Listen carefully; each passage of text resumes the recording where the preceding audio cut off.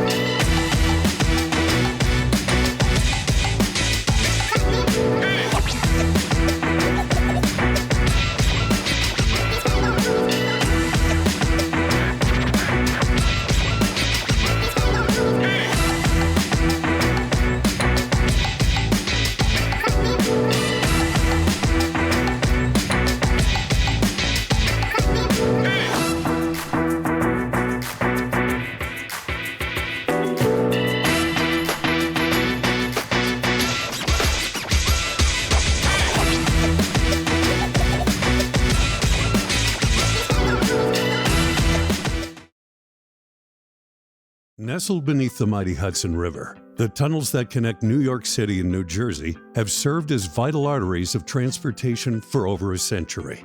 Their history is a testament to engineering prowess, economic necessity, and the enduring role of labor unions in shaping our region's infrastructure. The story begins in the late 19th century, amidst a rapidly growing New York City.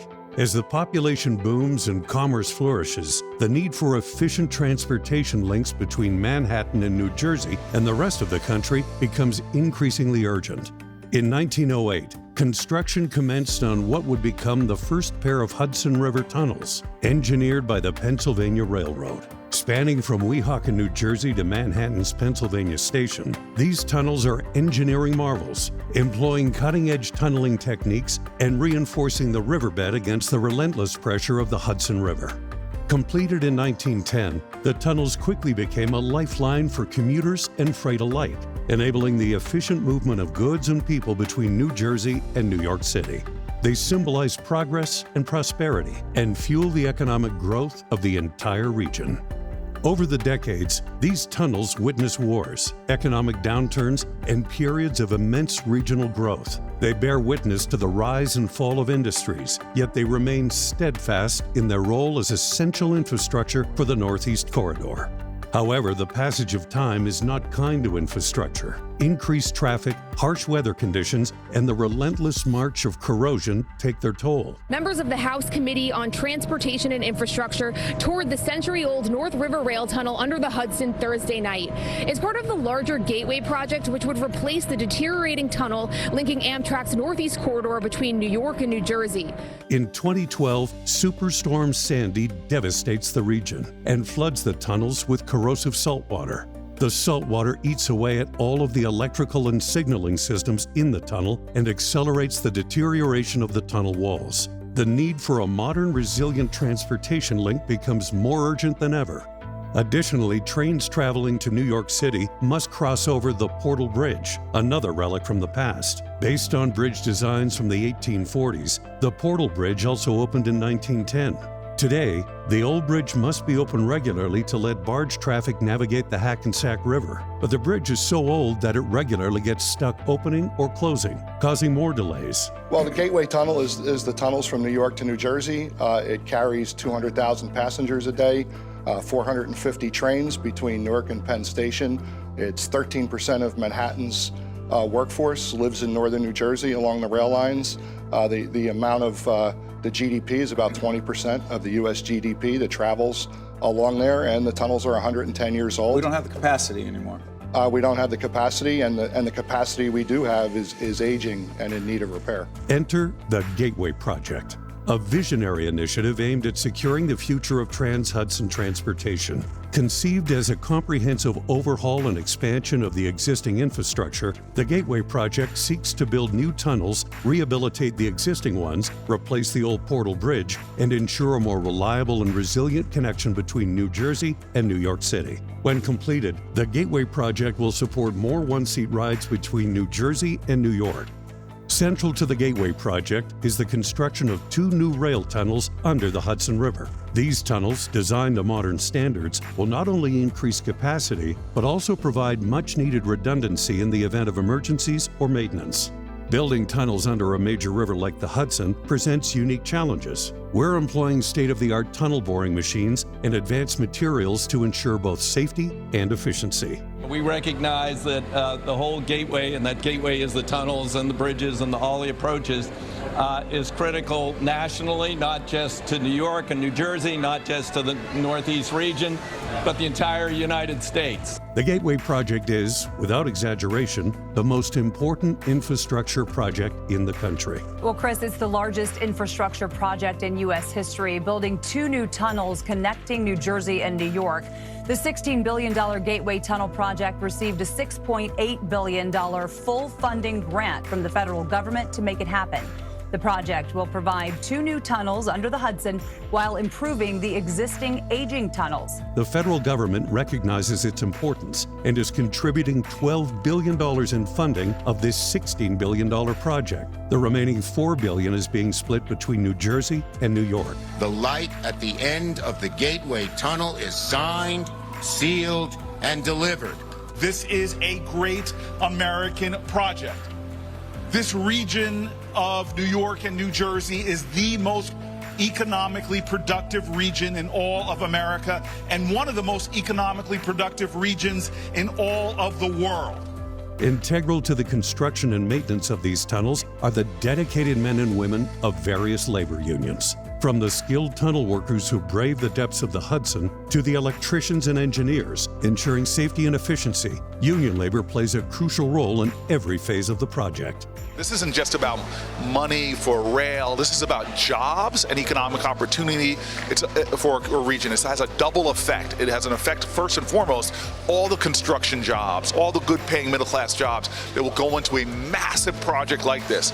But by opening up these arteries and increasing the flow of economic activity in our region, it'll create other jobs, business opportunities, so many things. The port area that we're standing in right now is an example of that. By our grandparents investing in this area, building out this port infrastructure. Here we are today talking about thousands of jobs coming to our region being built upon infrastructure that already exists. What if we expand that infrastructure, increase those logistic capabilities? It just creates more jobs, more opportunity, and that's what it's about. For families in Bayonne, for families in Essex County, Hudson County, Union County, Bergen County, all northern New Jersey and beyond, this is an opportunity to create incredible opportunities for economic growth, economic prosperity. That's what we should all be fighting for. As the Gateway project progresses, collaboration between labor unions, government agencies, and private contractors will be essential. Together, they strive to overcome obstacles, uphold safety standards, and deliver a transportation network that meets the needs of future generations. It's the gateway to the gateway, right? This section of work will take 2 years. It's a once-in-a-generational project, and we're all here. We all love it, and it's can't wait to get it done. It is the most urgent infrastructure project in the country. It is a critical fracture point for the entire nation's economy. As the sun sets over the Hudson, one thing remains clear. The story of the Hudson Rail Tunnels is one of resilience, innovation, and the collaborative efforts of those who build and maintain our infrastructure. With the Gateway project on the horizon, the future of Trans-Hudson transportation looks brighter than ever before.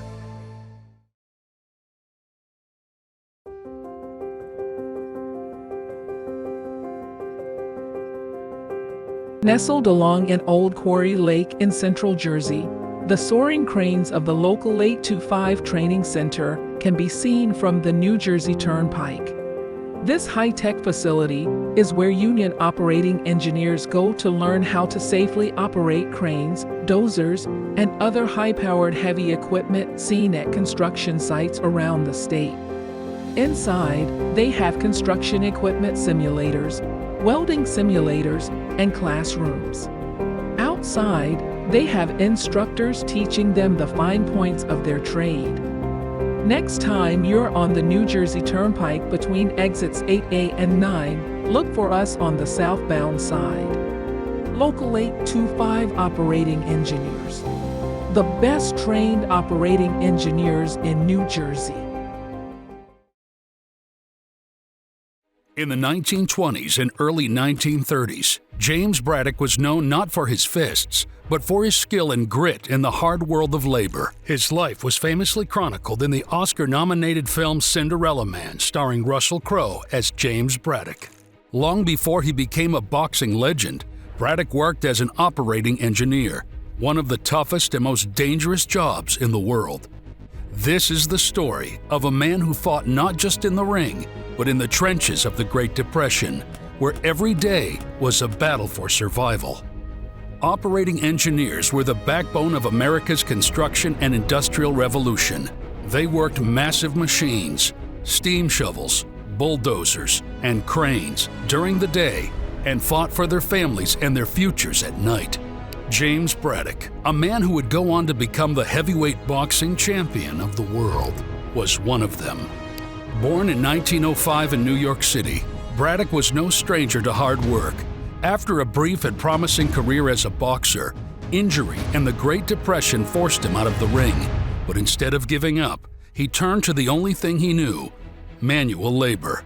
As an operating engineer, Braddock worked long hours in the unforgiving conditions of the docks and construction sites.